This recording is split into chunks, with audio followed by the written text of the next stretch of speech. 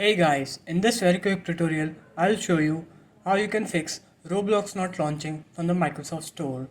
So first what you're gonna do is you're gonna open up the start menu and you're gonna click on settings.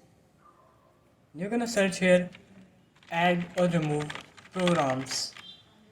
You're gonna click on this and here you're gonna type Microsoft Store. You're gonna click on it and you're gonna click on advanced options. You're gonna scroll down and you're gonna click on reset, and after you've done resetting the app, and you'll go back and you're gonna search Roblox here